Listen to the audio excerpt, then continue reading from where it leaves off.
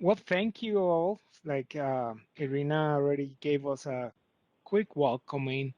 Um, there's some specific language that we need to follow here. So, um, welcome to the October meeting of the Equity Advisory Committee. I want to acknowledge that COVID-19 is causing us to alter our usual procedures, and we have invited residents of the region to participate in this meeting virtually. The Met Council has determined it is not practical or prudent to conduct an in-person committee meeting due to the ongoing public health crisis. Accordingly, Met Council members and EAC members uh, will be conducted under Minnesota Statutes 13D.021. Before we call this meeting to order, a few quick reminders and guidelines about WebEx and the virtual meeting process. And this is for all of us who are here, want to participate in the process. You will remain muted unless speaking. If on phone and computer, only unmute one device when speaking. Please announce your name before speaking.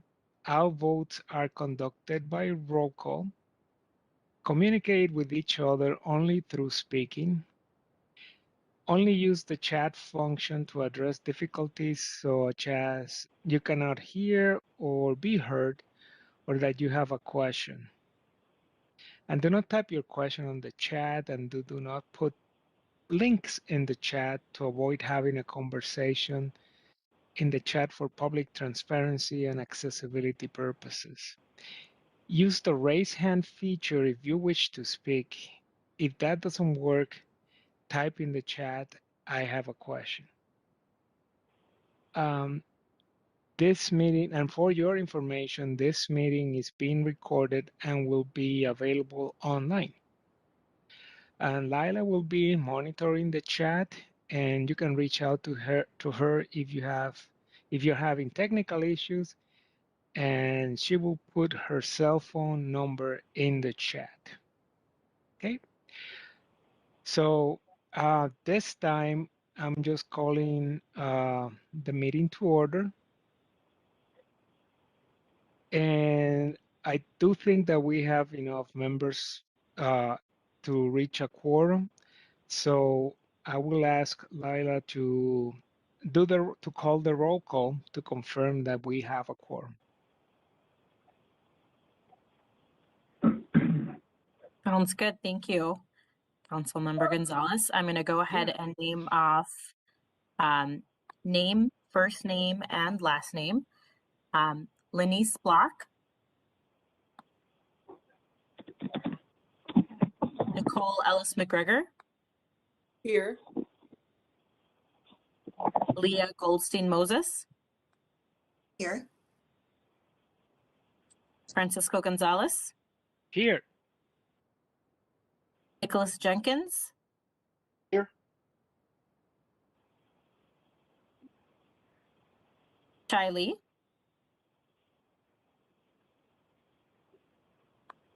Michael Lucini,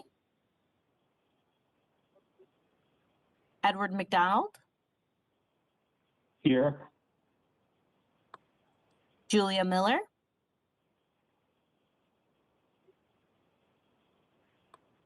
Tai Wei, Brianne Rothstein, Here. Sarah Rudolph, Here. Mohammed Sheikh,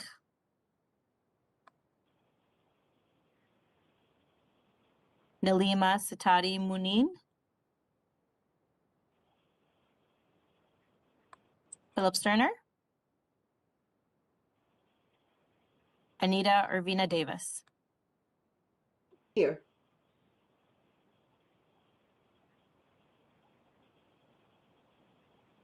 Okay, Lila, can you confirm that we have a quorum, at least 10? We have 8 people present tonight. We do not have a quorum. Okay.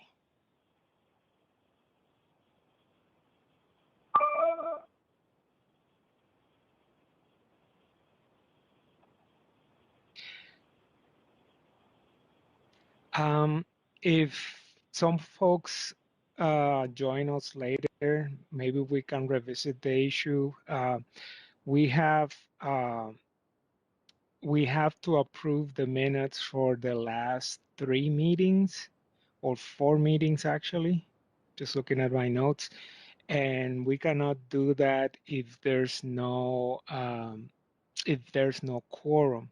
We can proceed with other business, but not for that. So again, I will ask your indulgence if we need to go back and do the roll call if we have 2 more folks joining us later in the process. Does everybody receive a copy of the agenda and the other materials for today? Those were mailed earlier this afternoon, I believe. And they're also on our website if you need to review them. Okay. At this time, we will take a few minutes and see if any members of the public have contacted the council regarding addressing topics not on the agenda. Do we have any members of the public that are interested in addressing or submitting some information? Laila?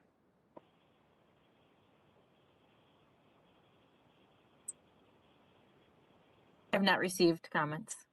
Okay.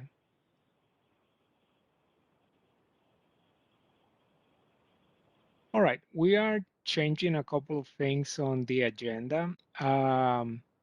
The reports by the subcommittees, we're moving that down after the information items, and to have a general discussion or more robust discussion about some of the issues that came before our subcommittees, but that they are related to some other business. So this time I'm just gonna move up the information items, which are the reports from staff regarding place-based equity and research. And I would like to welcome Kirsten Riva-Tours and Matt Schroeder from Community Development to discuss place-based equity research. And welcome Kirsten and Matt.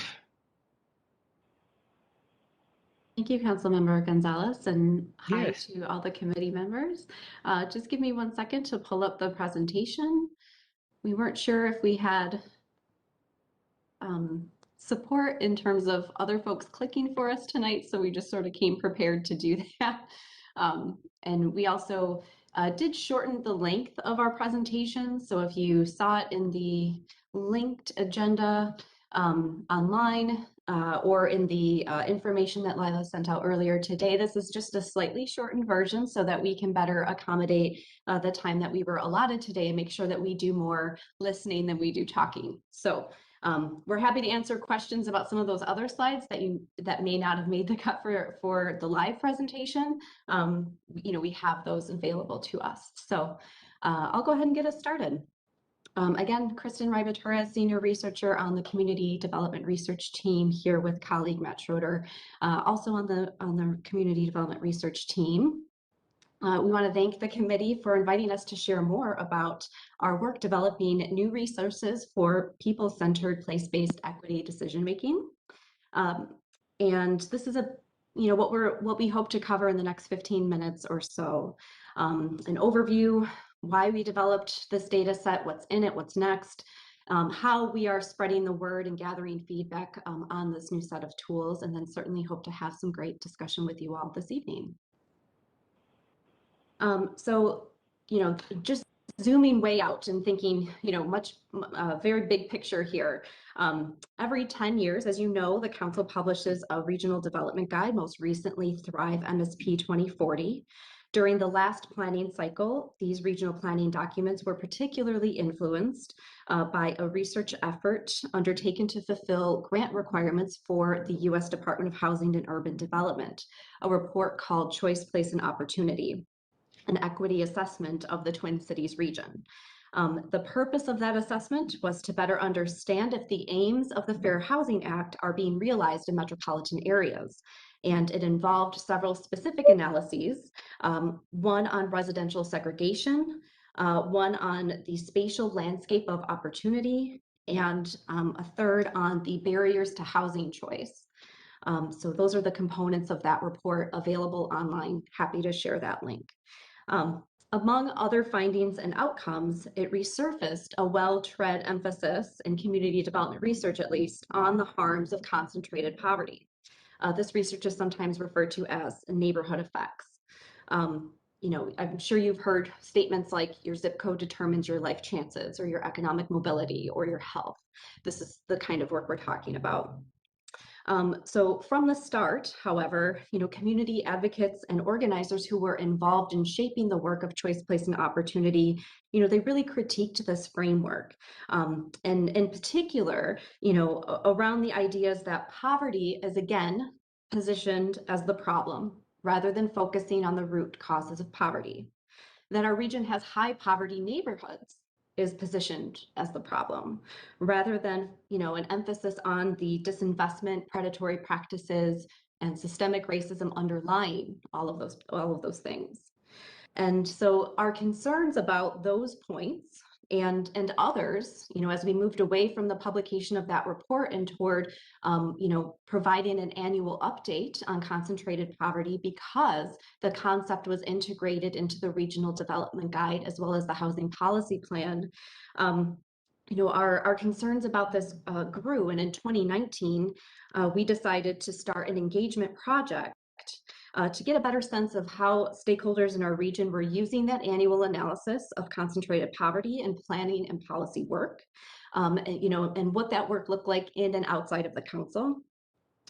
And we wanted to better have, you know, we wanted to have that better understanding well in advance of the planning of the next guide, which, as you know, is starting soon. So, you know, this is sort of our primary research question, you know, is, you know, focusing on concentrated poverty, of all the things that came from Choice, Place, and Opportunity, is focusing on concentrated poverty, you know, moving equity forward in the region. So, you know, we came to you last July, which, I mean, may as well have been 10 years ago. Time is odd these days, very elastic. So we shared this information in last July, like the results of this particular 18-month effort of rethinking areas of concentrated poverty. We've just prepared a quick recap for this evening to share with you to provide that context about where we are today. Over an 18-month period, we held about 24 listening sessions with stakeholders you see listed here. We attended conversations hosted by others, and we followed local research and dialogues, you know, really specific to this issue of concentrated poverty. We then reflected on what we heard, and then we are responding through the work of equity considerations. We do have a digital report available on our website that I'm, again, happy to share the link to, that really unpacks in fine detail all of the different components of the work that you see here. But just to really quickly touch on a few themes that we heard during the listening portion of that project. There's a lot of content here. I'm just going to focus on 2 points. The first bucket, just, you know, that council research has an important role to play in that shared understanding of the region and the tools and capacity we can bring to bear on particular questions. And, you know, we want to highlight that because we took that to heart in the development of equity considerations. And, you know, that was important feedback.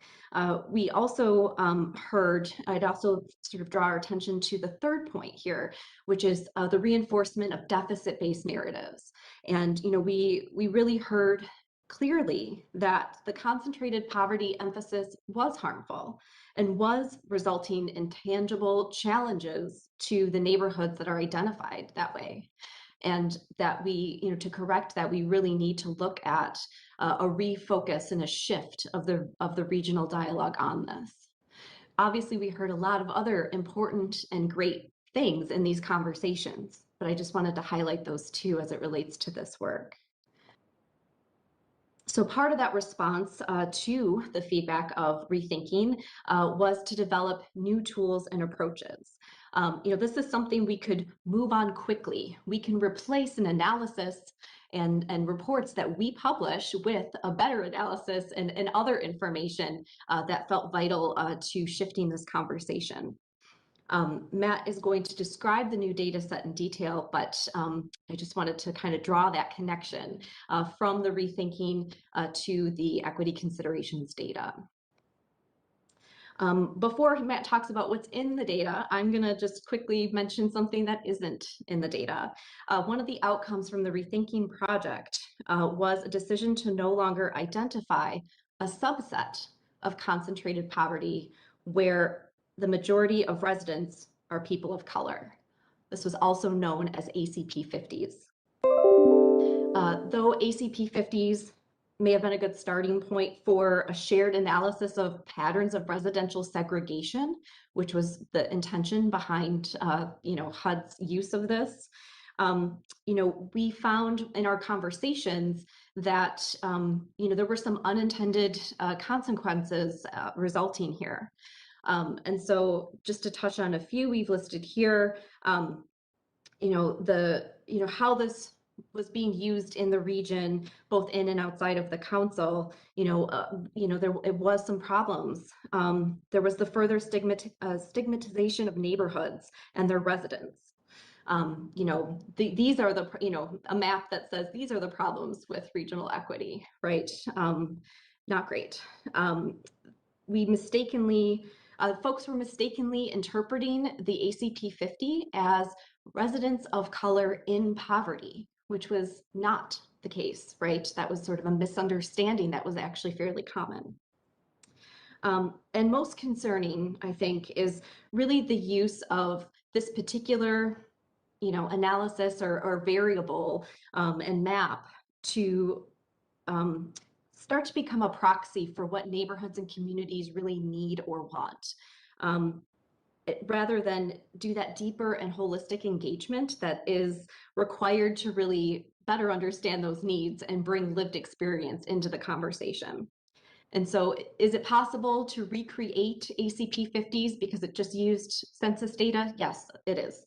But we thought that removing that variable from the data set would invite users of this work to intersect demographic and socioeconomic data with much more intention, and to be able to describe the differences in conditions with more specificity.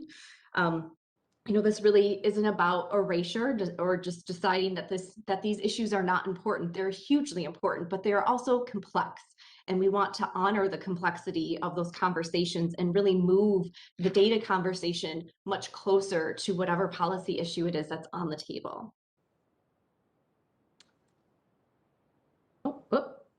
Sorry about that. So that brings us to, that's kind of the recap of the Rethinking ACP project, and kind of bringing us more into present day and a focus on the equity considerations data set and the work that we've been doing this year and since we've last talked with you. A few of the principles that we are bringing to the development of this equity considerations data set involve these 5 things. So we had these great conversations with users, and we really learned and asked them what they wanted in tools and research to help them make people-centered, place-based decisions. And we heard we need an integration of topics.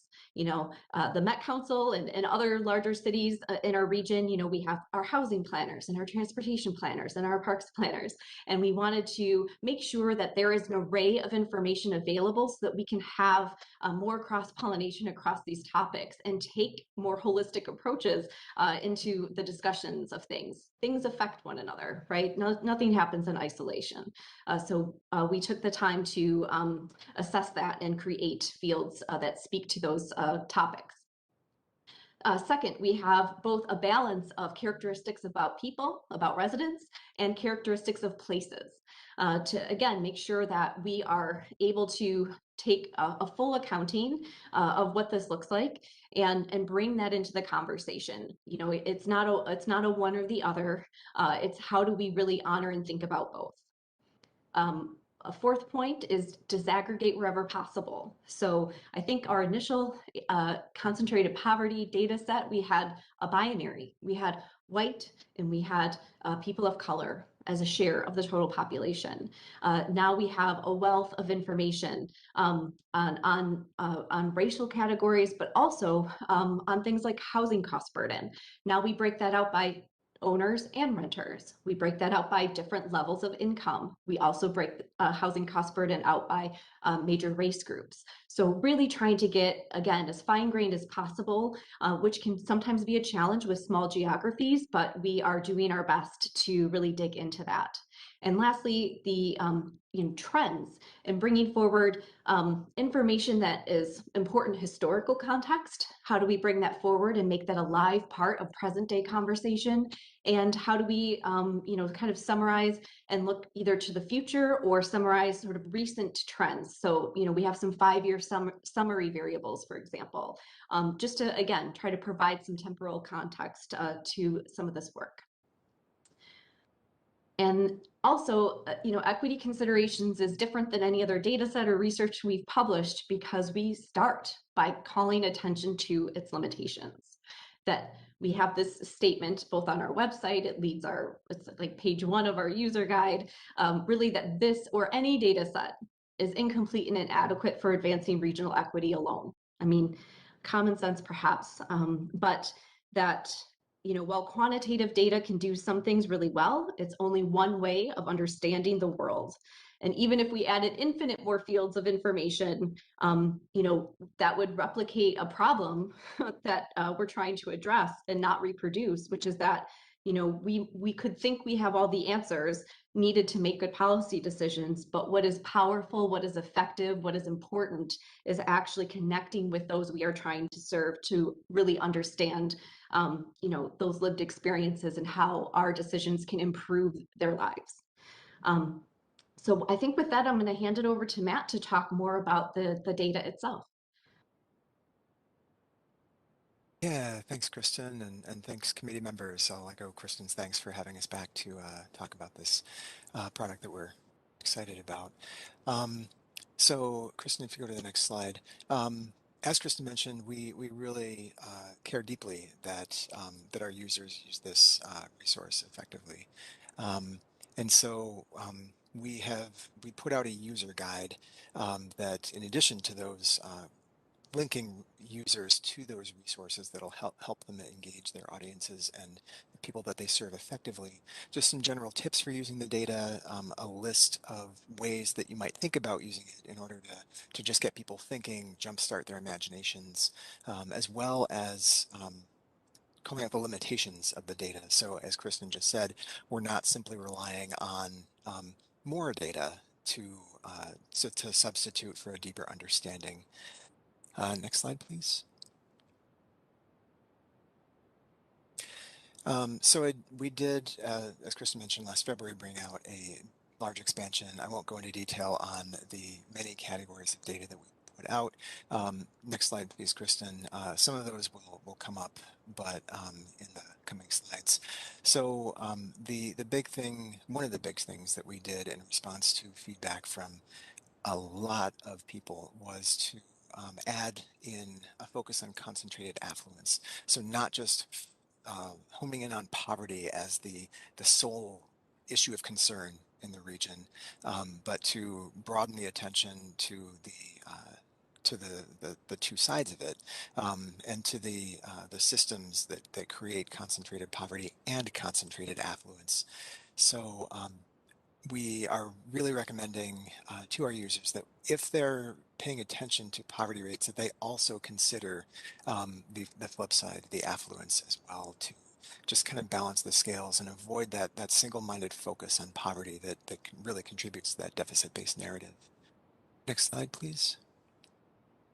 We've also added data on past discrimination, racially restrictive covenants, homeowners loan corporation redlining grades, and the idea here is again to call more attention to those root causes. And to get people thinking about those. The idea here is that these data sources exist across many different places and in many different forms. So we've really tried to bring a lot of things together to enable users to start to see more patterns than they could otherwise. Next slide, please. Another thing that we did in the spirit of disaggregating as much as we could was to provide some more detailed demographics than than we're aware of anywhere else in the region. So in this case, the one of the examples that comes up frequently is the need to distinguish between native-born African Americans and people who have immigrated from Africa. And so while we can't do that perfectly with the data we have, we can at least distinguish between people who identify African American ancestry, shown in this map with darker shades of green indicating higher shares of people who report Black or African American ancestry. And then if you'll flip to the next slide, Kristen, Sub-Saharan African ancestry. So if it's possible, Kristen, to flip back and forth between this one and the previous one, you can get a sense of how within the Black population, these different subgroups are arranged in across cities differently, which has a lot of implications for how we understand communities and what they need and how to engage effectively with them. Next slide, please, to 19. Kristen did mention, I think that we've also incorporated trends over time to be able to look, in this case, at changes in rent. So blue areas are those where the rents have increased a lot from the early part of the 2010s to the later part of the 2010s. Orange are where the rents have decreased somewhat.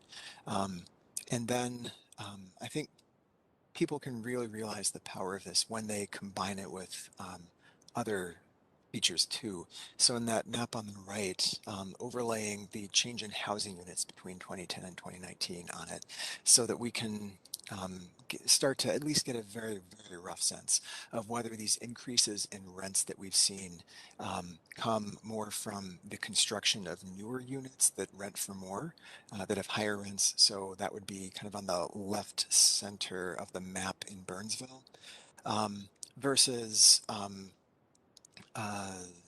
areas like that southwestern corner of Apple Valley that have seen rent increases without a lot of new construction, where I guess the implication might be that the units that already existed are increasing in rent. So again, nothing to determine any causal impacts, and it's not a clear pattern by any means, but something at least as a jumping off point to deeper investigations, to deeper engagement with the residents of these neighborhoods to find out more about what would serve them best. Next slide, please. We also heard a need for data, not just on not just on people who live in places, but places themselves. And so one of the ways that we've done that is to incorporate data, in this case on surface temperatures during heat waves. And so darker shades of red and orange here indicate hotter temperatures. And that's a pretty huge difference between areas kind of on the periphery of the region where the temperature, even in the middle of a heat wave, is under 85 degrees. And then in Minneapolis and St. Paul, where there are several areas where the temperature is hotter than 100. So again, implications for equity, for adaptation to climate change, making sure that these disparities in temperature according to where people live don't then result in inequities in mortality and heat-related illnesses, to try to figure out how we can mitigate that. Next slide, please. And then finally, we've also tried to emphasize that that neighborhoods have many characteristics, and there are a lot of different qualities to neighborhoods that matter. So in this case, proximity to libraries. Different neighborhoods have different amenities. And as you can see in this map, some of the neighborhoods with the highest poverty rates also also tend to be located near libraries as well. So these are, they're not just places with challenges. They're also places with certain kinds of opportunities as well. And we're hoping that this resource helps people think more about that. Next slide, please. So since we've released that expansion of the data, we've done a lot of different presentations, had a lot of different conversations with various people and organizations that you can see on this slide. The main guiding principle is that we know we have a responsibility to help our users uh, use this data effectively, and also to avoid doing harm, as you know, we kind of as we did contribute to through our past area of concentrated poverty data set. So not just washing our hands of this thing that we've created, but really trying to make sure that people use it appropriately and effectively in a way that really thinks, as Kristen said, about who we're trying to serve and how we serve them best. Next slide, please. So we will stop talking now because we would really love to hear from you. As I know you have lots of things you would like to say, I'm sure, based on our previous conversations. On those previous conversations, I just wanted to bring up these items that we took notes on from last July's 2020 discussion. Things that we heard from you all were that we need a deeper understanding of investments going into different neighborhoods and the impacts that they're having. So specifically capital flows within and across community borders. To what extent is the money that's generated in communities staying there versus flowing outwards? We also heard a need for more qualitative research. So really engaging with community organizations and helping people speak for themselves. So allowing community members to contribute their own wisdom and their experiences. And then finally, trying to liberate this data from the confines of Excel spreadsheets where it lives pretty much right now. So we are currently developing an interactive tool that people can access through the internet and yeah, really look at the interplay of these different factors without needing any mapping software or Excel experience. And then to be clear, not to speak with academic jargon that we can be prone to, but to really help people understand what we are trying to say, but sometimes often do not say effectively. So these were some things that we heard, and we've been making progress on them. We have a far ways to go on some of them, but that is just kind of the jumping off point for the discussion that we're hoping to have tonight. So with that, we look forward to hearing from you.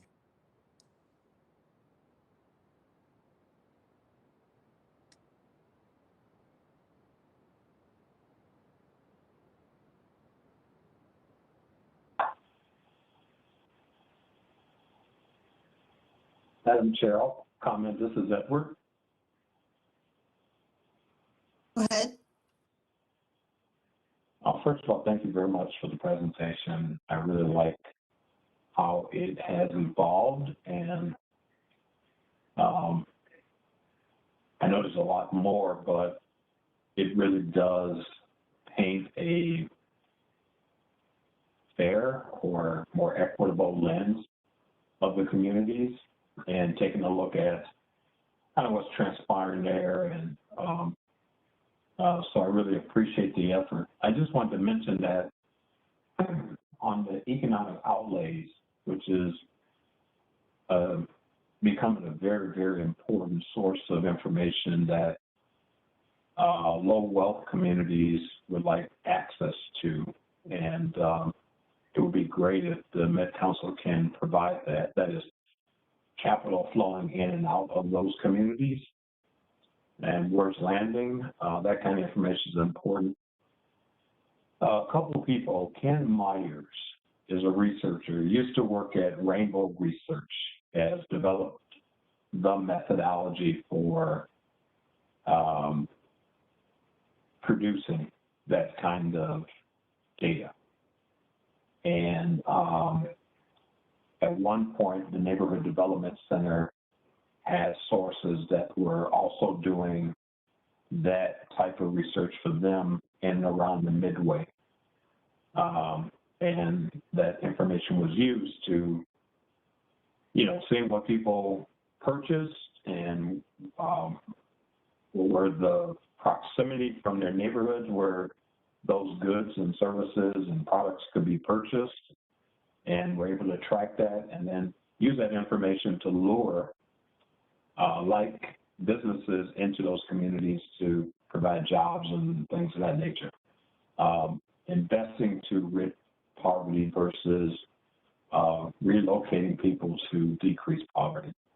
So Rainbow Research Neighborhood Development Center, I'm not sure where those people are now, but early 2000s, mid 2000s, they had developed the methodologies for that, and I'm sure they would probably have no problem sharing it with an entity like Met Council if it's useful for what you're trying to do to take this on to the next level. I appreciate what you guys have done. It looks really good. Thank you. We really appreciate hearing that feedback, even as we know we have more work to do. But on that note, I mean, that suggestion of a framework to do this as we try to gather additional ways to look at this is really helpful, and we will definitely be looking into that in more detail.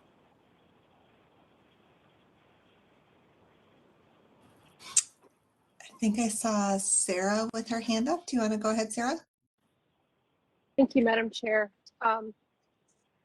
Thank you, Kristen, and is it Matt, for your presentation. I want to begin by commending the Met Council for recognizing in 2021 that people have different lived realities and doing your best to evolve the way that you understand what's happening in communities in the region with this data set. I guess two things. Data is really just our best interpretation of understanding the world. As Kristen pointed out, it's going to be shorthand for we think about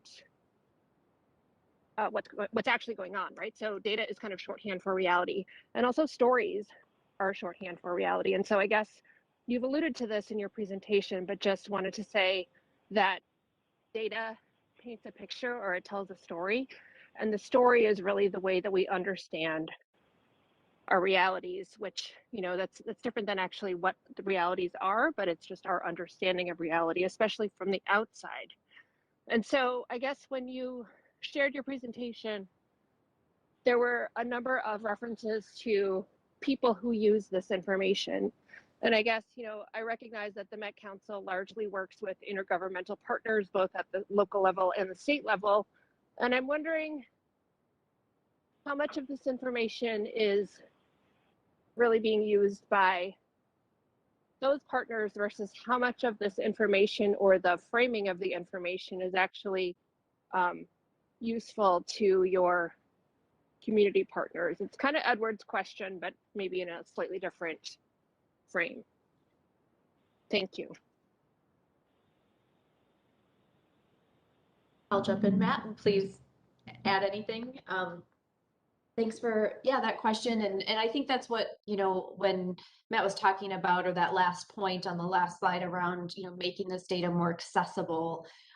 We recognize there's some great resources out there, like the Minnesota Compass profiles and, some other tools that community groups and organizations are kind of accustomed to using. But so we want to find our niche in that landscape, and providing some of those interactive web-based tools is going to be our way to expand that user base. But yes, I mean, what we learned through our conversations in the Rethinking Project are that the greatest uptake, at least on the concentrated poverty analysis, was staff from local jurisdictions. And so, that was sort of our starting point, was to, again, replace an existing tool with a new tool, make sure that folks were aware of that they were, that we're providing them assistance for that transition. And that's why we sort of started where we did, but we have a lot more work to do in terms of expanding the use and accessibility of this information. And hopefully it can fill, some niche areas that aren't already being addressed through other sources of information that are out there. We're certainly, we want to add to the conversation or add to the resources in a meaningful way, and not just, create like a new thing that is the same information that's already out there. So we do have more work to do with that, and we really want to do something a little bit different and take a really user-centered approach to some of that, some of those efforts. So there'll be a lot of refinement along the way. So definitely coming later this year, as well as looking into next year too. Matt, did you want to add anything? Really just that, yeah, we, as Kristen kind of mentioned, we have been focusing on local governments primarily because we wanted to at least kind of like stop the flood of that we had created with concentrated poverty. But now that we have opportunities to kind of to broaden that, we do have plans to engage, as I guess the second to last slide said, engage more with community partners. We have some that we're planning to reach out to, but any additional ideas that any of you have for organizations that would be really great to reach out to, and whether whether they could give us good feedback that would improve the data, or that especially, I guess, that data like this might be especially useful for if we can develop the tools that would make it more accessible. Any of that would be great to know if you have ideas off the top of your heads. One last really quick point that I just want to throw in that I didn't make before is that, we've also really turned our attention to making sure council staff are aware of this change, that council staff are aware that there is a new data set out there that has a lot of different information. And we've seen some great uptake on that from some of our different work units within community development, as well as in environmental services and in Metro Transit. So, we're kind of maybe starting upstream and then trying to expand and stage our work, but yeah, that's been a big focus, is really trying to raise that awareness internally, which can be a challenge in a large agency. So that was also something we spent a lot of time on this year, but now that we have done that or have achieved that, we can move on to some of these other things. Thank you. I see Brianne has your hand up. Hi, thanks. So first off, great work. Took a long time. You were very thoughtful about it. I was around when it was called racially concentrated areas of poverty, and then renamed ACP 50, euphemized basically, but same data.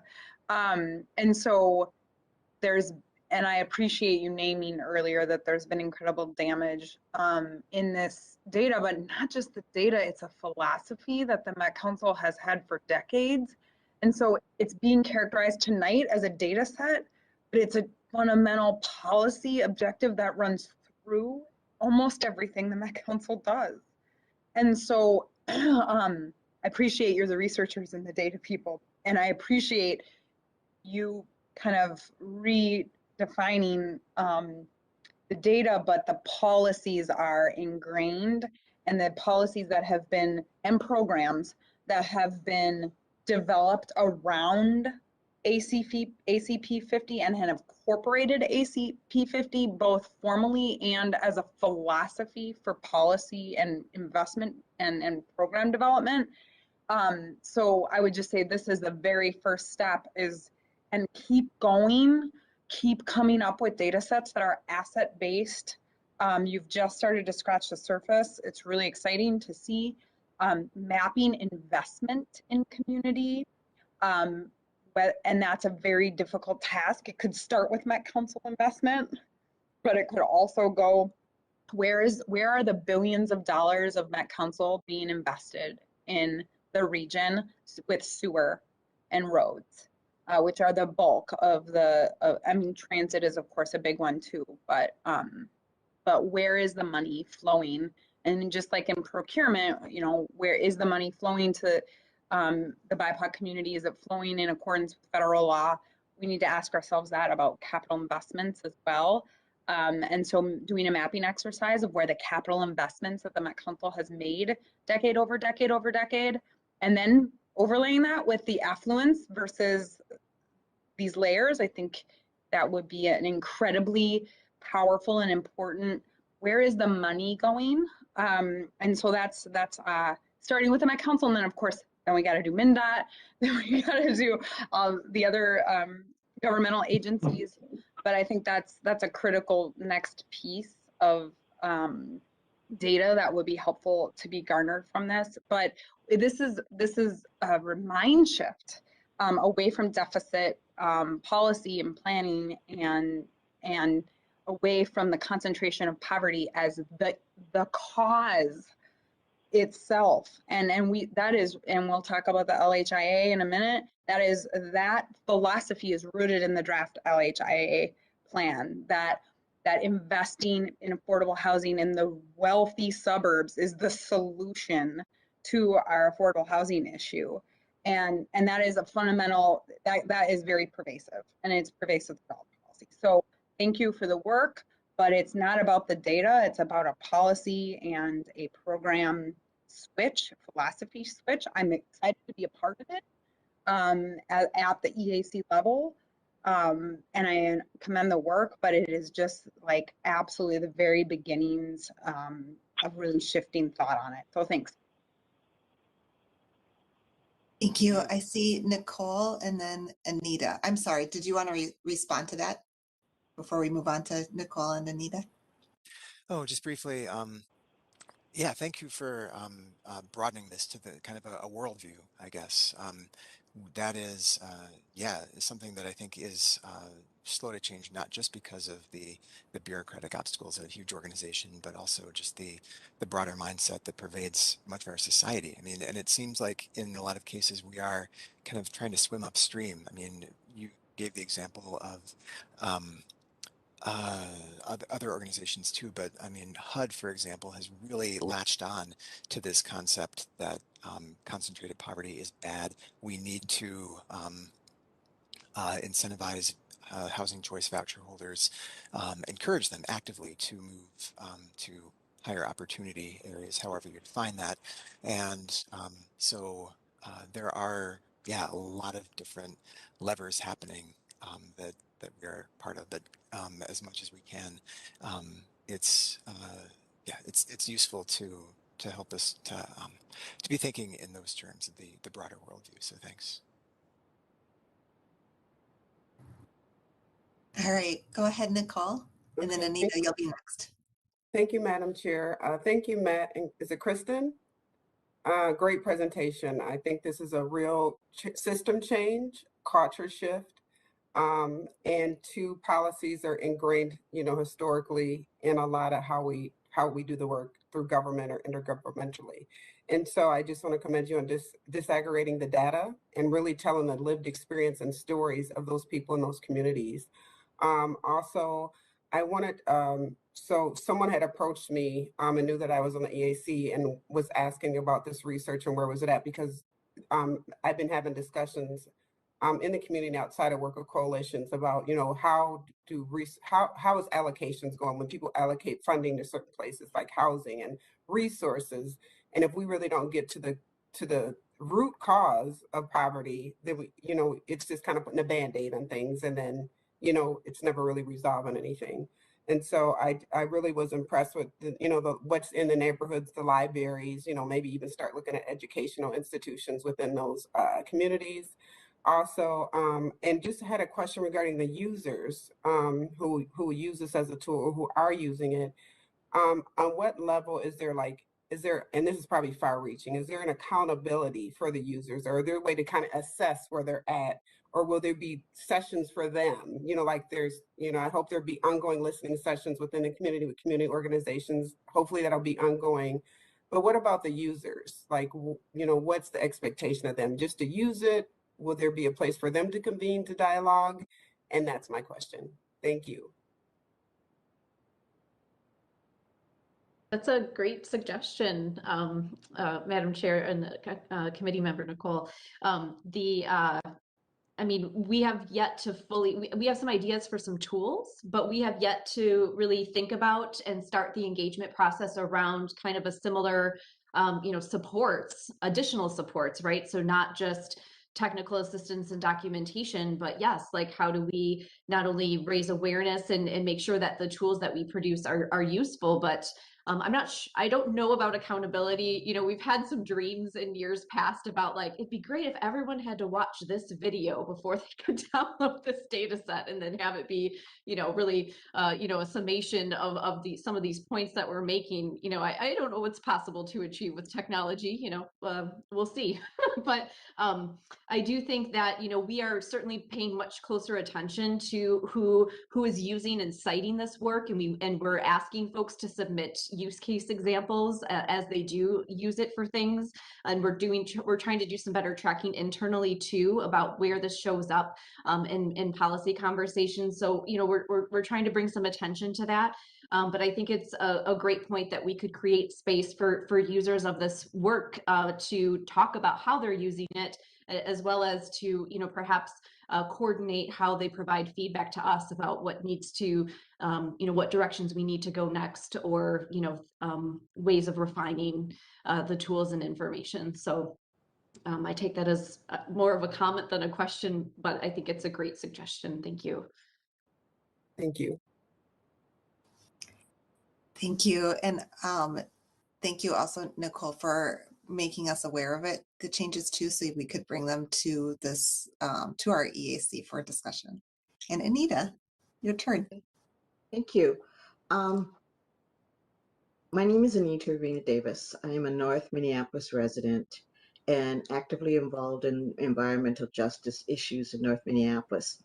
And one of the things that I like to say is maybe just a suggestion for community engagement. Communities, especially in North Minneapolis, we have ideas on how to work and what kind of work needs to be done. What we're lacking is capital and that access to capital. And so, that pays for these ideas and to move them forward. And one thing I'd like to say is that, for example, Xcel Energy has recognized that they have a voice, they have access to capital, they have that type of power. And so they're partnering and collaborating with us in the North Minneapolis area to bring some of that money in to help us move forward with some of these ideas and these projects. Also, the PCA is working with us. And so I'd like to say that, to you at the Met Council, recognize that you have that power, that you have that access to that capital that we need in our communities. And so collaborating with us, coming in, engaging with us, and talking with us and helping us move forward and partnering would open doors for both the communities that are affected in all these areas, but also in the Met Council, and understanding and working with and collaborating, partnering, and building those relationships with us. That's all I just wanted to say.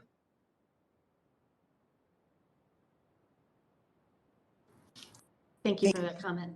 Yeah. And I believe Mohammed has something he'd like to add to. Hello, everyone. Thank you, Madam Chair.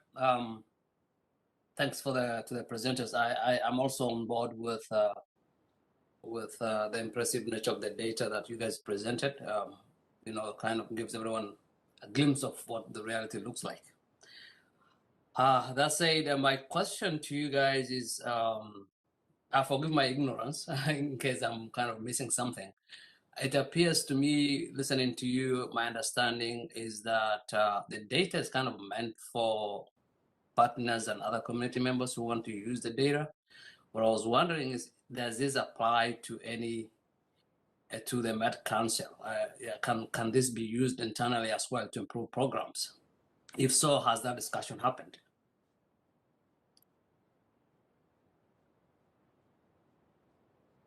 Yes, thanks for that question. We actually, we have a few examples of how specifically this data set, equity considerations, has been used. It's still pretty fresh. But we were, again, we kind of cut some slides for tonight's presentation, so it is linked in that in the agenda that's available online.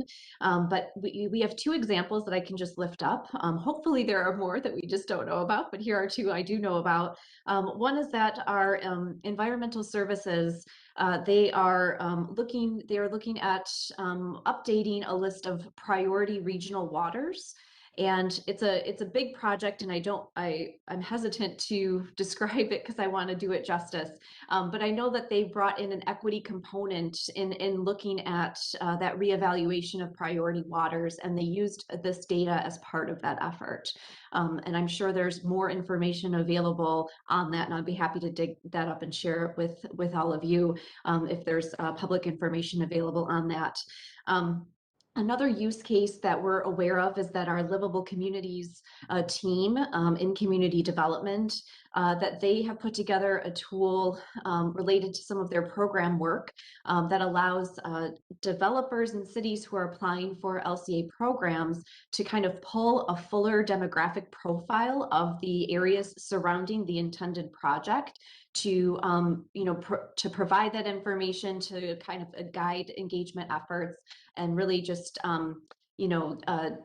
try to raise the bar a bit on what the community engagement and understanding of the demographics of the immediate project area are. And so that's another example, low profile, but it's out there and it's shifting the way that folks are responding to those application opportunities. So those are two use cases I'm aware of.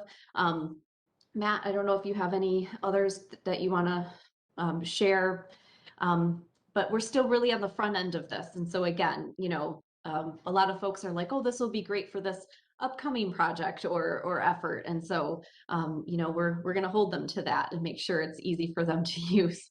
But anyway, Matt, go ahead if you have anything else. None that I can really articulate clearly enough. So I think probably better just move on to more discussion. That'll probably be more useful. All right. I'm not sure if the hands that are up now are lingering hands up from before or not. I see Edward and Sarah's hands up. I do want to suggest that we move on from this topic within the next 4 minutes or so. So if either of you have a comment or question that can be short and brief, that would be great. Mine is really short. I'm reminded of how mapping and data of this nature was done to cause a lot of harm. The federal housing, number of different things to even create concentrations of poverty, as you would call it, lock people out. And I hope that you think about safeguards for use of the data so that the intentions are good and not harm is brought. So I'll just leave it at that. Historically, it has caused some damage that is still being felt to this day. So however you play that in your thinking, just make sure that it is for good and not to do harm to people.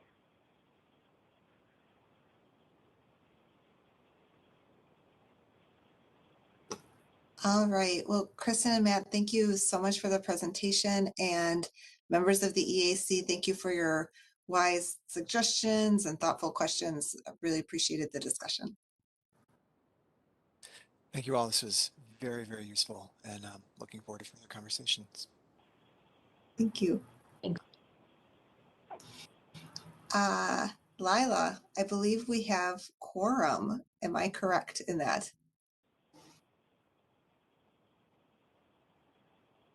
Yes, we do. We have quorum. Woohoo! All right. So sorry for that, Chair. Here's how I propose we do the next part of the agenda is that we approve our minutes, and then we are going to move on to subcommittee updates. And there are two of our subcommittees, the Housing Subcommittee and the Operations Subcommittee, have topics to bring forward for discussion. And then we're going to leave 10 minutes at the end for EAC business, which is going to include nominations and upcoming meetings. So, Lila, can you help us go through the approval of the minutes? Madam Chair, Yes. in reading the minutes, I believe that it has me listed as absent in August, but I do believe I was here on that day, August 17th. Okay, and I think we can move to approve with that correction. So moved. I move that we approve the minutes for July, August, and September with the correction of Edward being here August 17th meeting. This is Anita. I second. All right, Lila, will you take us through a roll call vote? And I believe if I heard the motion clearly, you were moving to approve all 4 minutes. Is that correct, Edward and Anita? Yes. Yes. Okay. All right, Lila, can All you take us through a roll call? Yes. Okay. Nicole Ellis McGregor. Approve. Leah Goldstein Moses. Approve. Councilmember Francisco Gonzalez.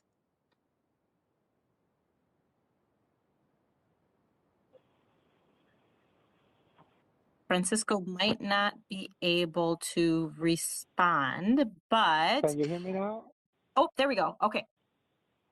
Oh, yeah. I'm on the phone now. Approve. Okay. Nicholas Jenkins.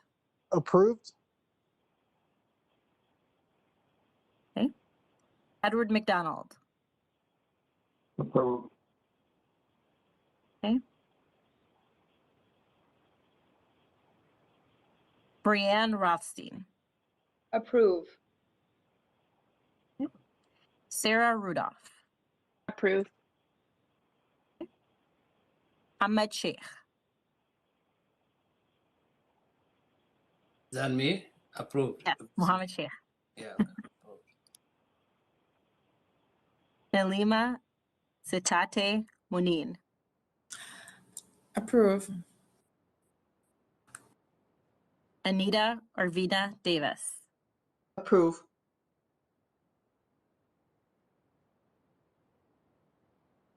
All right, motion Minutes. carries. Thanks, Lila. Yeah, thank you.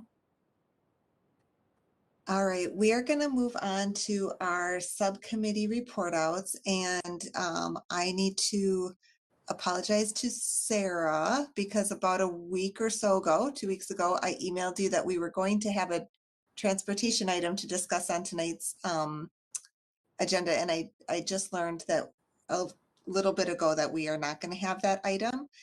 However, if there's any other updates that you would like to share from the transportation subcommittee, go ahead.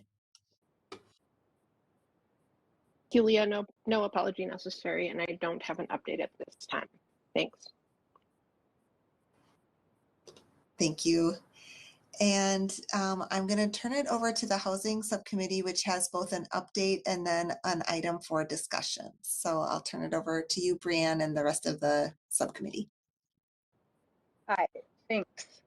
So we had a great meeting on October 2nd where we went through our work plan and put together some action items for follow-up related to that work plan. We discussed the specifically the convening we wanted to do around affordable housing and decided to narrow it down to, for now, to the money coming down from the federal government for housing, which there is a lot. And so we are coordinating, Edward and Michael and I talked about coordinating with some of our federal representatives in Congress. And so that is in process. We're working also with housing stakeholders to try to have a coordinated effort. And then I guess, pick a date and put together a little convening. And so we will let the EAC know when we have more information on that, but we made some really good first steps in realizing that part of our work plan. The other big part of our work plan was related to ways to partner with the Community Development Department around affordable housing. And there was a subcommittee meeting in August with the staff, and 3 areas of influence were discussed at that meeting. The local housing incentives account changes, which is what we would like to talk to the EAC about in terms of giving a policy response on. And the other 2 were HRA initiatives, specifically the mobility demonstration program, which is a mobility program related to the Section 8 vouchers, and giving input on that. And then, of course, the housing policy plan, which is part of our work plan already. And that discussion on data will heavily influence the housing policy plan, or at least has in the past. The ACP 50s have in the past significantly influenced the housing policy plan as well as the programs, housing programs. So sounds like there'll be a lot of, if that's all incorporated together, there'll be a lot of work and in engagement with the EAC on that. So those were the 3 items we talked with CD about potentially influencing as an EAC over the coming months and years, frankly. Edward or Michael, do you have any, do you have anything to add about our October 2nd meeting before we jump into the LHIA discussion? No, you covered it really well. Thank you. Okay. Michael's not, but, and then Nalima, you were at the meeting with the staff in August. Do you have anything to add on that conversation? No, I don't. Thanks. Okay. All right. Well, if it's okay with the chair, I will just jump into the local housing incentives account discussion. What we included in your packet is a memo from the housing subcommittee that was prepared in response to the changes that the local housing incentives account program that are proposed to that program. The local housing incentives account got a $2 million boost specifically as an equity action initiative that came out of the results of the Met Council taking special action to allocate several $1 million. I want to say it was like 10 or 12. I can't remember the amount. Just in special one-time funding for equity initiatives this year. So if you might recall, we saw that list and were asked to give feedback in a very short time frame, less than a week on that list. And this local housing incentives account changes is a result of that $2 million that was allocated to that. What it is it's a homeownership program that provides dollars to build new single-family homes that are affordable to families making 80% area median income or less. And the program is targeted to certain cities and requires cities to apply, contribute, and match those dollars. So Edward and I in particular reviewed the proposal and prepared a memo in response to the proposal. Again, this is all kind of happening quickly, but I know the EAC as a whole doesn't have a lot of opportunity to fully understand all the details of the program, but the memo summarizes the gist. So what we would like to do is discuss some of the terms in the memo, see what the EAC feels about the memo, and whether or not they're comfortable forwarding the recommendations of the subcommittee on to both the staff as well as the full Met Council. So that's the kind of logistical part of this, what got us to here. I can hopefully quickly go over our comments from the memo. I know you just got it, I think today, so perhaps haven't had a chance to fully review it. So let me just pull it up here. While you're doing that, Bree, Madam Chair, if I may, I just wanted to just point out that in between the final draft of this memo that's coming forward, there was a convening of groups that are on the front line of providing low-cost homeownership for families, low-income families, organizations like Build Wealth, some on the west side of St. Paul, Minneapolis, that did come together and had gotten a copy of the Met Council's proposal. So some of their thoughts are reflected in the memo. That's a very important addition. Thank you. Okay, so our general comments as a subcommittee are that we support funds for affordable homeownership and that we support a direct solicitation and award of these funds, and that we support closing the gap and increasing the rate of homeownership among BIPOC residents, which is the stated goal of their pilot program, and that support race-conscious policy that includes race as a priority, to acknowledge the historical exclusion of certain races, in particular from homeownership.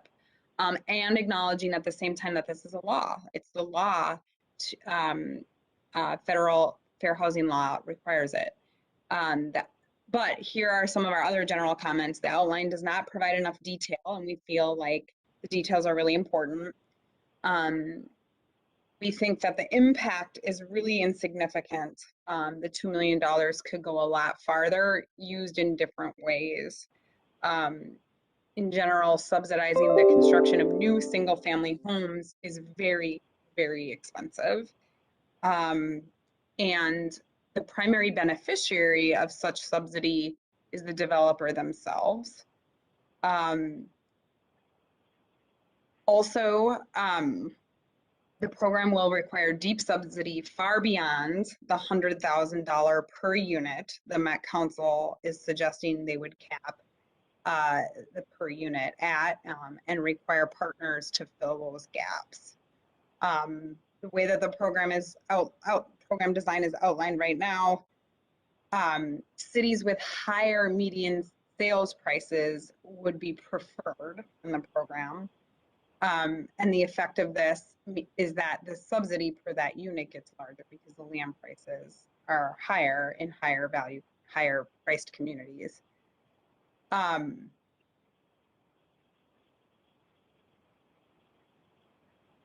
Also, it would require a 15-year affordability commitment, which means that anyone who purchased the home would have limited equity gains.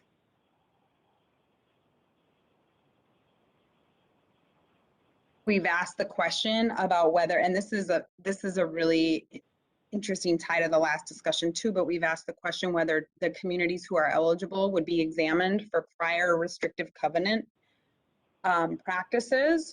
So that's where equity considerations and data come into play.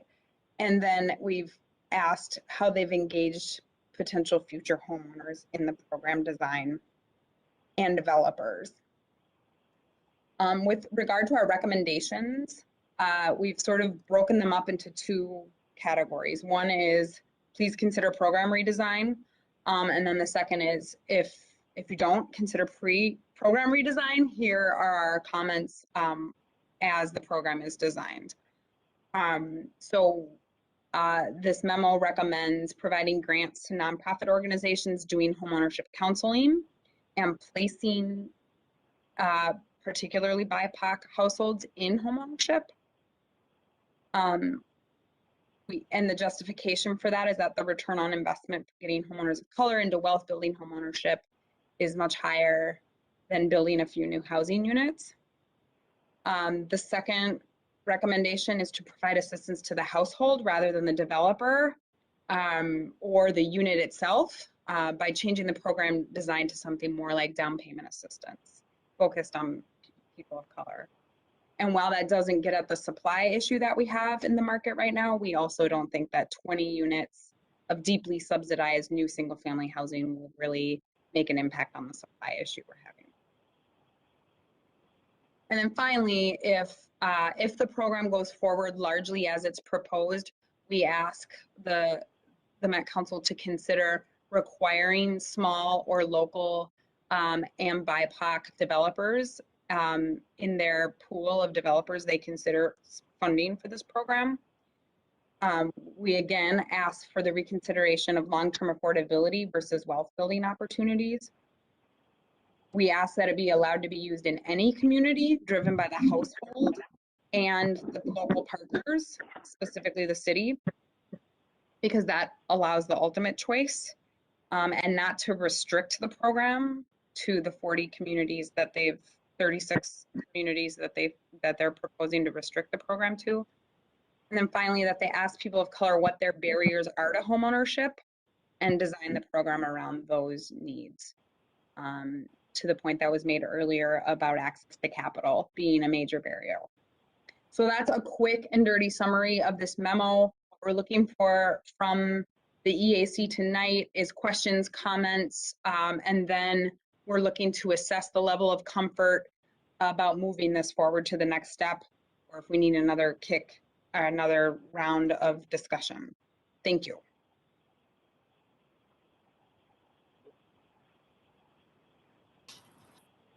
All right, and I think I'll use the same hand raising strategy just to help make sure I'm not leaving anybody out of the discussion. So I see, Edward, you have your hand up. So why don't you go ahead, and then I'll call on people as I see them for questions and comments.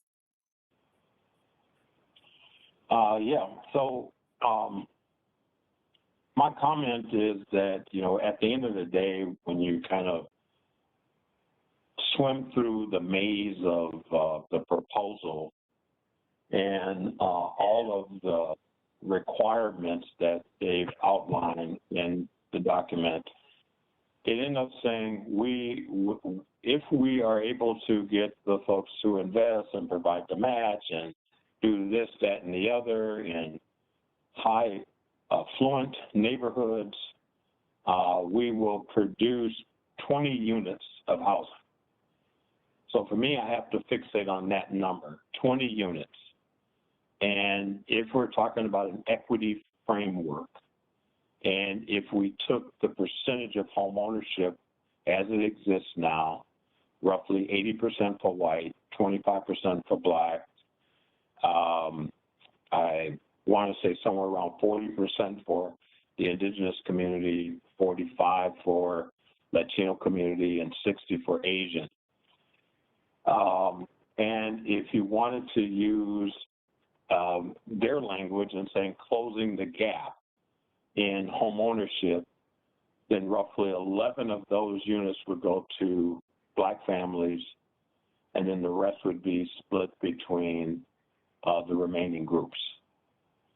But nowhere in the proposal did I see that in their pronouncement of closing gaps and addressing equity, that at the end of the day with the 20 units, they would be, you know, dispersed in that manner.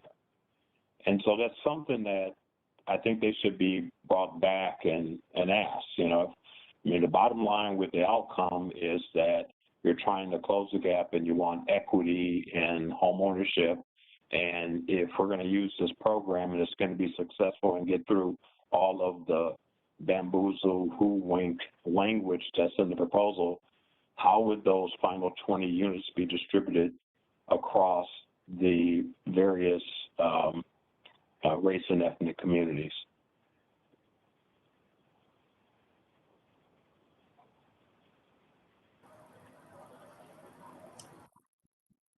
Thank you. What other questions or comments do we have from our EAC members?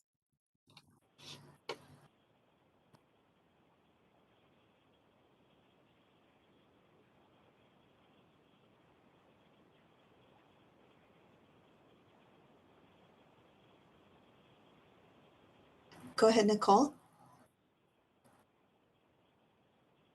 Oh, yes, thank you. I did have a question. I like the proposal. I had a question. I really like the comment on to ask the participants what were the barriers that they considered barriers and work with them on that.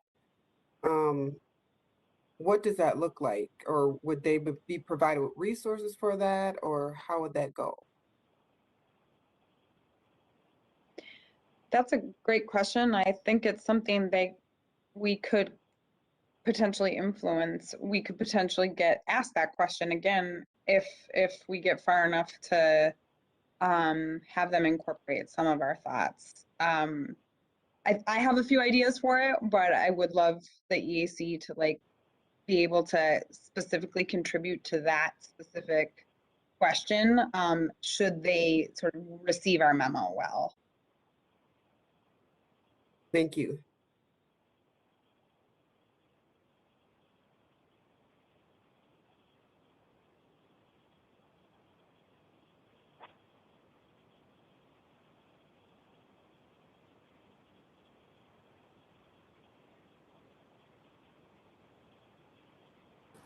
Because I don't see a lot of hands up at this time, I wonder if we should test general support, and then use that to determine where we would go next. How does that sound, Housing Subcommittee? Would it be a good use of time to test how much support this proposal has?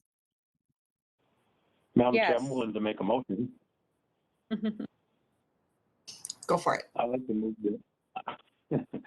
I would like to move that the Housing Subcommittee memorandum be forwarded to the housing staff as well as the Board of Commissioners for consideration.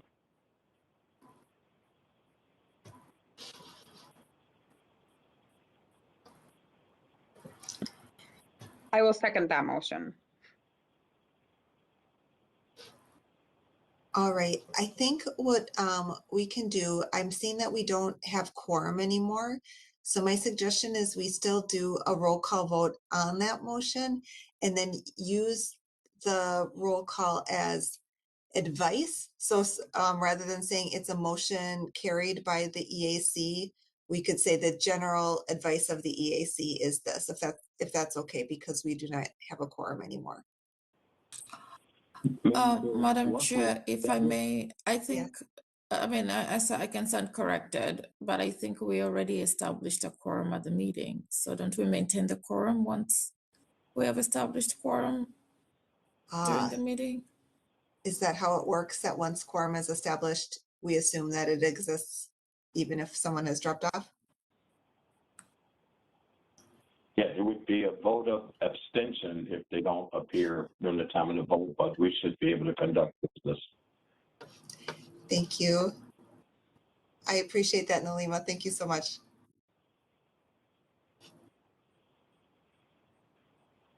I can certainly do the roll call. That sounds great. Thank you. Okay. Yeah, absolutely. All right.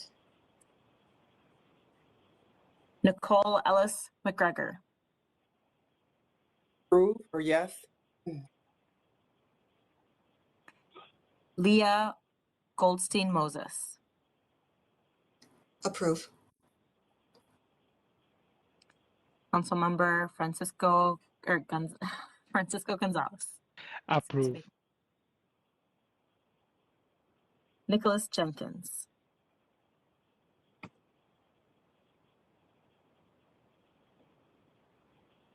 Edward McDonald. Approve.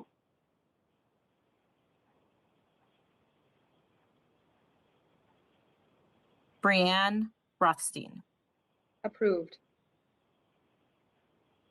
Sarah Rudolph. Approved. Mohammed Sheikh. Nelima Sitate Munine. Approve. Nita Irvina Davis. Approve.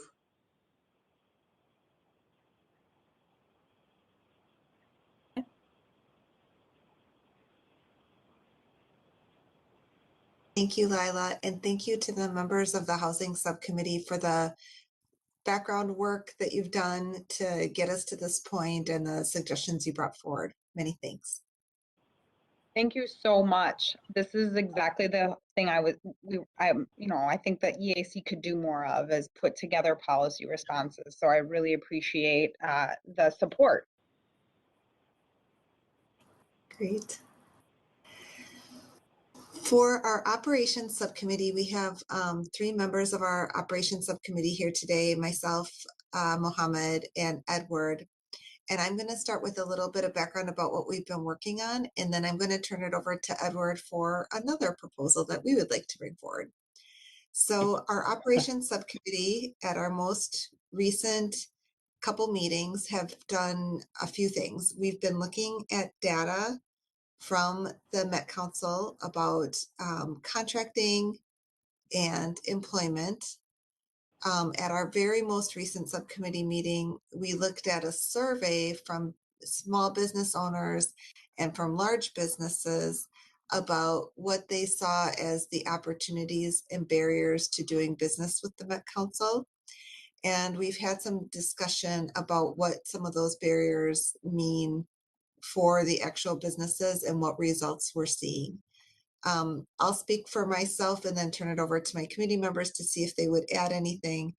But what we're seeing is, what I've observed is that while it is clear that there is a lot of effort going into new ideas for contracting, the results just aren't there. The statistic that we've talked about quite a few times, and this also came to the Met Council's Management Committee meeting, is that over a period of time, no contracts were let out to Black-owned businesses. I believe it was either a 6-month or a 1-year period. There were 0 contracts let out. And it wasn't because there were no contracts let out or a very small number of contracts. There were lots of contracts let in that period of time. Mohammed or Edward, would you like to add anything to what we've been learning about and talking about in the operations subcommittee?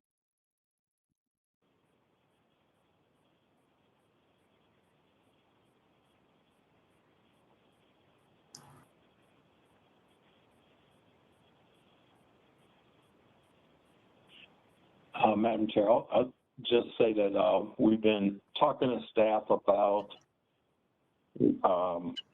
one of the things that staff presented at our last meeting was, and I don't know if you mentioned this, I was kind of distracted there for a little bit, a survey of vendors, large and small, and they asked the question, what were the barriers and challenges with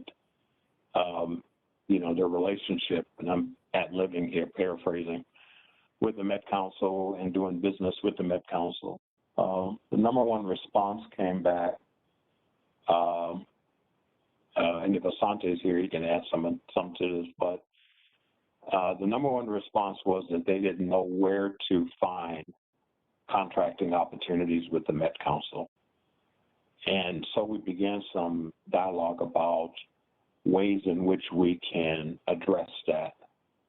And a couple ideas surfaced, and one that I'm working on right now is getting some folks that are working on codifying contracting opportunities for minority business enterprises on a centralized website with the cooperation of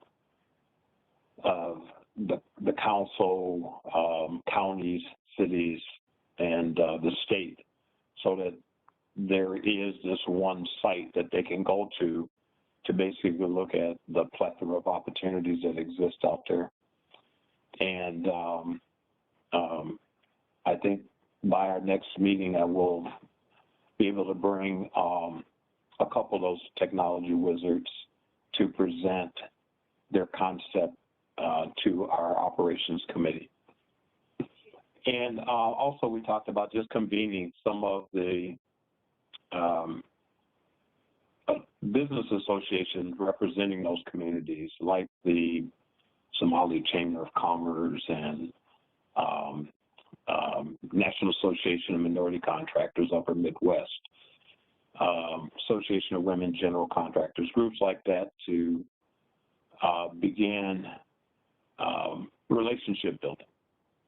So a lot of that is in the work right now.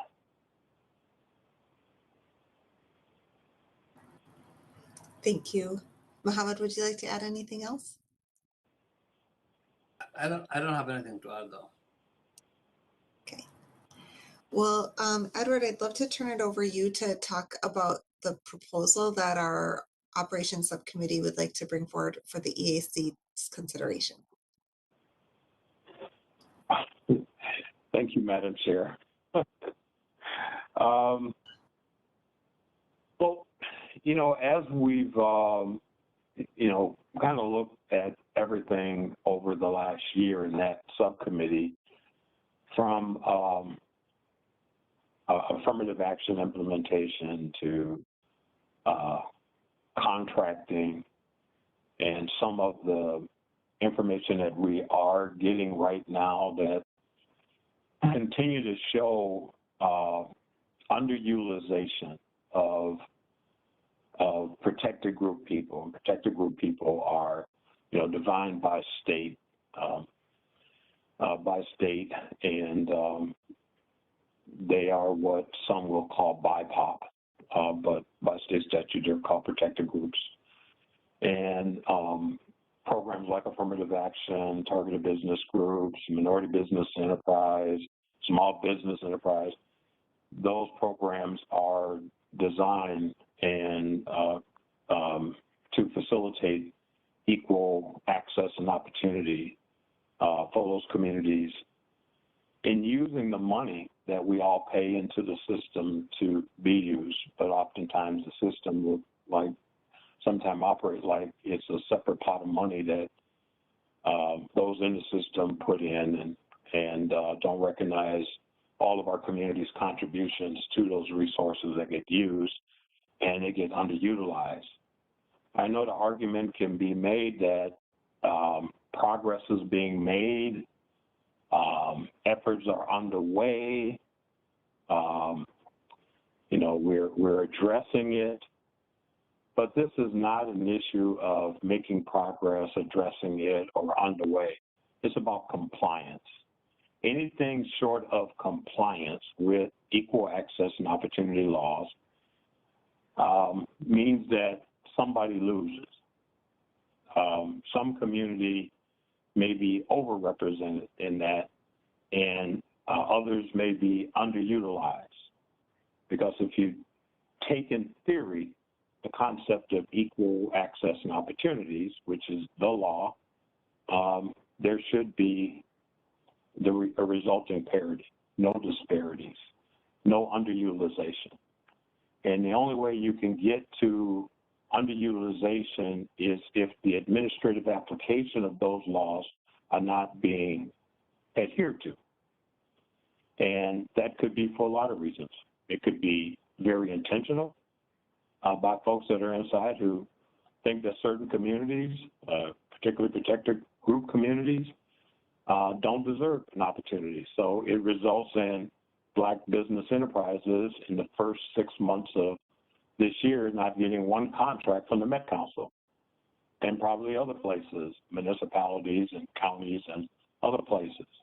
But then that harms that community because those resources not coming into communities, and they begin to rob those communities of the economic access that's necessary to for those communities to prosper. And those communities not prospering, then they're dealing with disparities. And those disparities tend to affect them on the individual level, family level, community level, and contribute to producing poverty. So it could be intentional. It could be just that the people that got hired to do the job don't even know it, or they're walking into a culture where relational-based approaches to these things were more important than compliance with equal access and opportunities. We don't really know that. And in the year that I've been here, it's really hard to get a grasp on if it's just been the operational culture or if it's intentional. And the only way to understand it better is, like we talked about earlier, quantify a lot of this. So our proposal from operations is that we ask the EAC to approve a respectfully requested proposal to the Metropolitan Council Board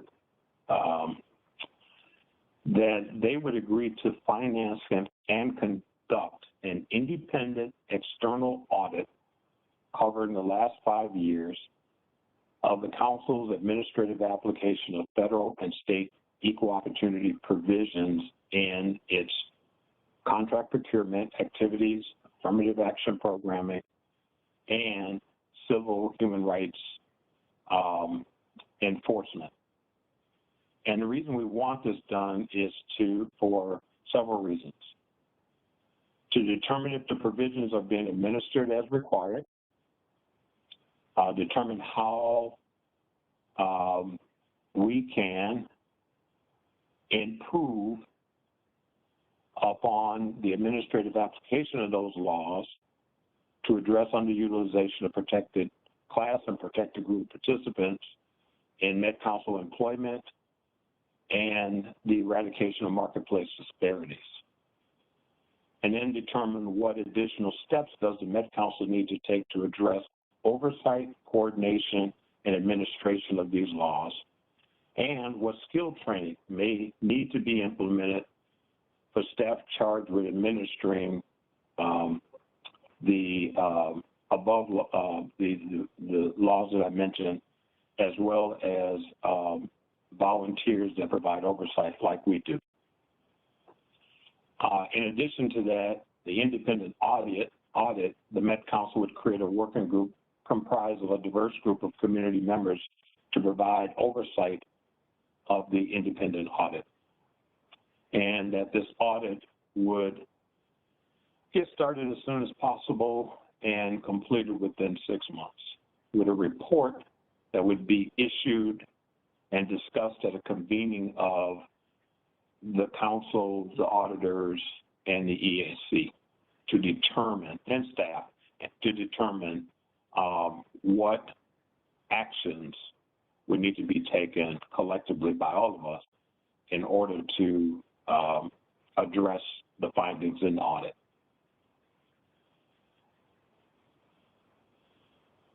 So that is the proposal.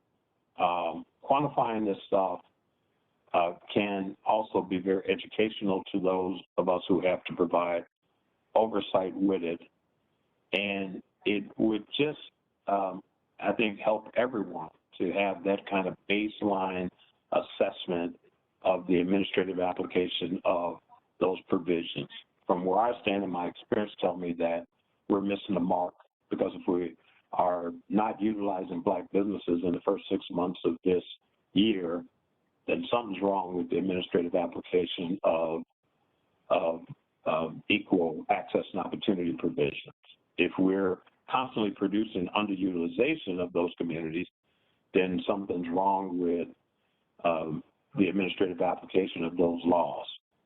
The one thing that is clear, and it should be known here, based on all disparity studies that have been commissioned by the state of Minnesota, which Metropolitan Council is a part of, they all come back and say there are enough willing, able, and available business enterprises across the spectrum of their construct identifier to more than achieve the minimum benchmark that should be established for their utilization.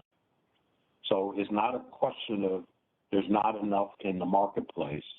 That has already been established as not true, and therefore it's really about access and opportunity.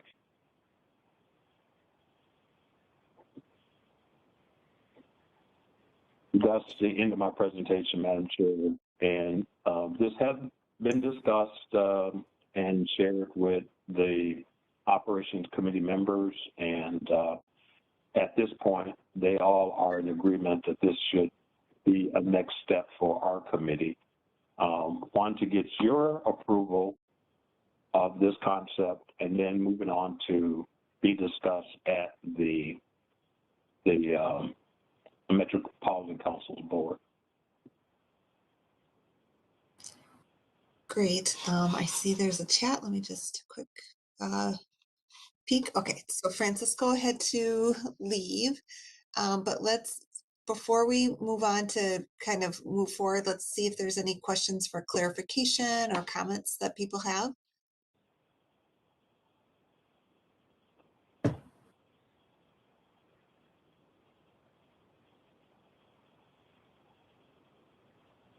Go ahead, Nicole. Yes, Edward, you said not one Black business accessed resources or funds through the Met Council for, did you say the last, I can't remember what the time frame was.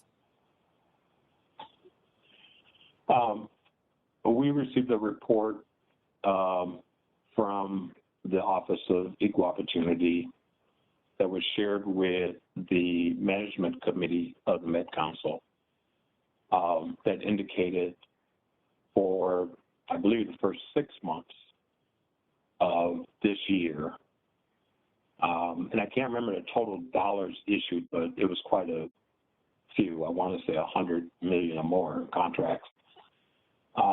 Black business enterprises did not get one of those contracts. Thank you for the clarification.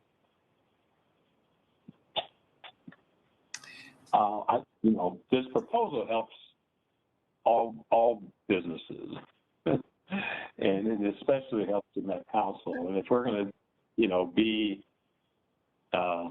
here to just make sure that equity is being realized, then we need to know how the laws that get at equity are being administered. And these laws have been on the books since the mid-'60s, so it's not like these are new things that we're dealing with here. They've just been there. And but I won't get accusatory of people's intentions. I've been in environments where people really didn't know, and the culture just maintained itself after these laws came on the books in the 60s, where people just didn't have any intention. And also there were people that got hired later on that knew nothing about these laws and moved on from there. But I'll shut up. I see Asante wants to jump in. Yep, go ahead, Ashanti. Thank you, Madam Chair, committee members. I just wanted to make a point of clarification. I think it's well documented in our state, in our region, and the council is no different, that our procurement activities, disparities relative to the Black community are well far below where we need to be and where we desire to be.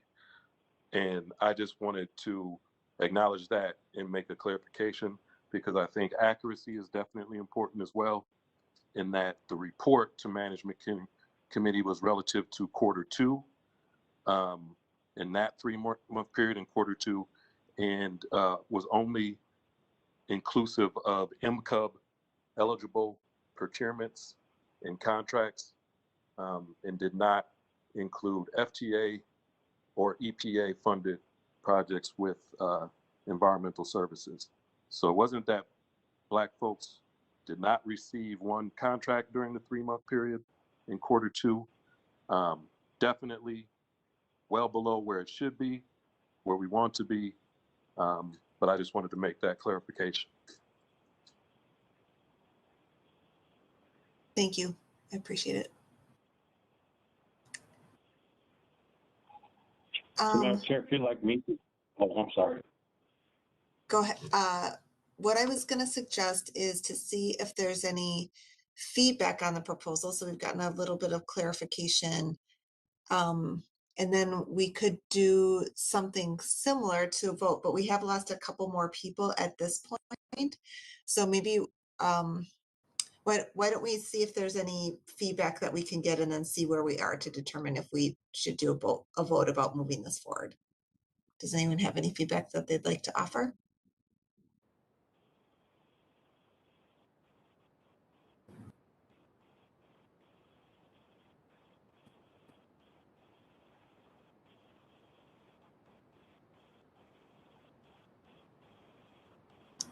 All right, I'm not seeing hands up or people going off mute.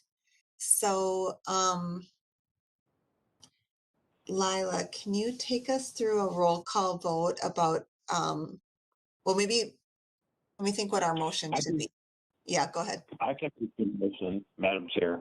I'd like to move that the EAC accept this proposal and advance it to the Met Council Board.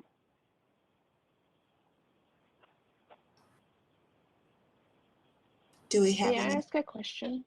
Yes, please do. Do we have a vague ballpark amount of what this audit is going to involve as far as cost? Yeah, they're not new. City of St. Paul did one, and it was, I think, right around $100,000. City of Minneapolis is doing something very similar on the Upper Harbor project, and it's roughly about $80,000.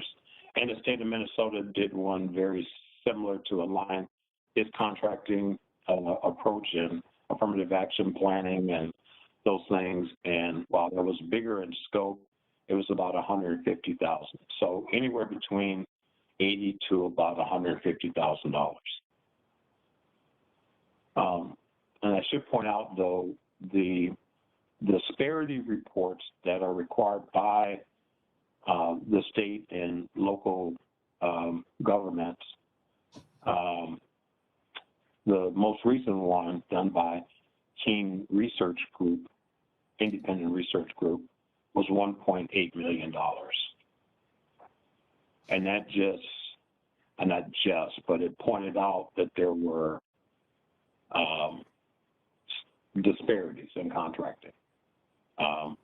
And that was a shared study that involved all of the state subunits, mosquito control, Med Council, City of St. Paul, City of Minneapolis, and a number of others that contribute to paying for that study. This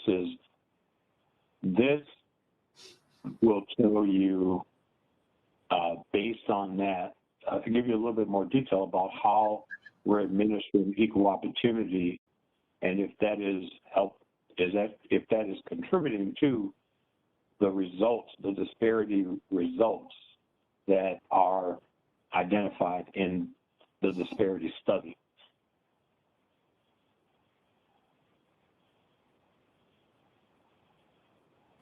Thank you for the question, Sarah, and for the information, Edward. Do any of our other members have other questions or reflections?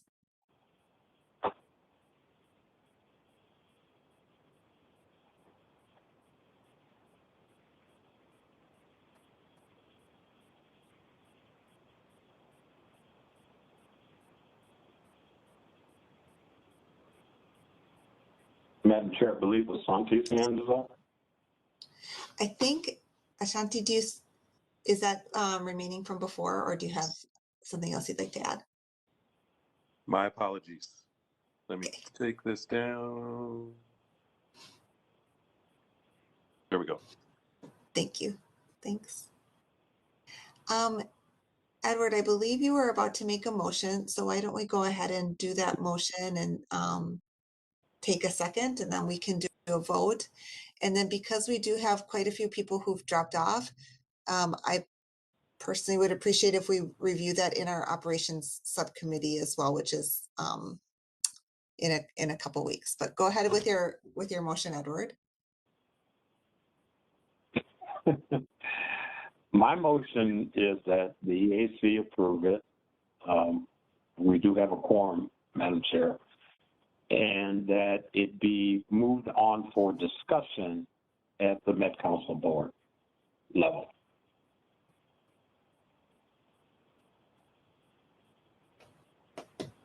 And do we have a second?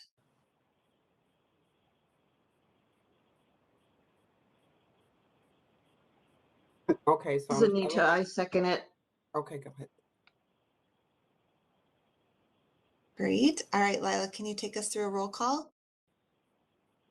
Yes, I can. All right. Nicole Ellis McGregor. Approve. Leah Goldstein Moses. Approve. Councilmember Francisco Gonzalez.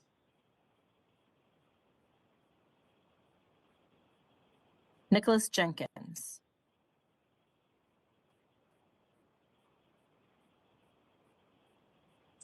Edward McDonald. Approve. Sarah Rudolph.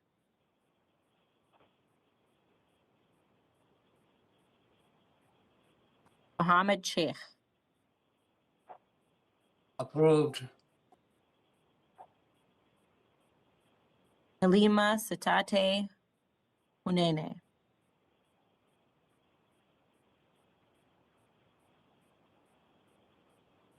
Anita Arvina Davis. Approve. That's everyone. Thank you, everyone. Thanks for the great work and efforts. I know that today we focused a lot on the efforts that the subcommittees are making. In the months ahead, I know there's other things that people are participating on, including at the standing committee meeting this coming week. We hope to talk a little bit about the some proposals around safety in the transit police, and think about whether we would like to have a report or an agenda item on a future EAC meeting. So for those of you that are able to attend, I strongly encourage you to attend the standing committee meetings. It comes the week after our regular full EAC meeting. The next one will be October 26th from 5:30 to 6:30. And by participating it, you help set the agenda and help guide us about things that we will cover during our full EAC meetings. I also wanted to let you know that we are in the midst of recruiting and interviewing new members. Our deadline for applicants to the EAC has been extended, and some upcoming dates are that our selection committee will be reviewing applications over the next 2 weeks, I believe. We hope to hold interviews starting November 4th with potential candidates. And then coming up, most likely in December, the whole council will vote on the members that we are recommending, approve those members, and new members will be onboarded hopefully in January. So if there are people that you know of that you would like to become members of the EAC, please forward information to them. You should have all received some email template language that you could use and adapt for your purposes in your inbox. And feel free to reach out to me, Francisco, or Lila if you can't find that and you want to have it at your fingertips. At the same time, Katie Driscoll, who manages nominations and applications, is doing a concerted push over the next week to get community members aware of the opportunity of serving on the AAC and encourage them to apply. At this point, I have no other business items, and I just want to say thank you so much for the lively discussion, the wise counsel, and the great ideas that emerged. So thank you, everybody. Have a good evening. Thank you. Good night. Thank Good you. night. Everyone.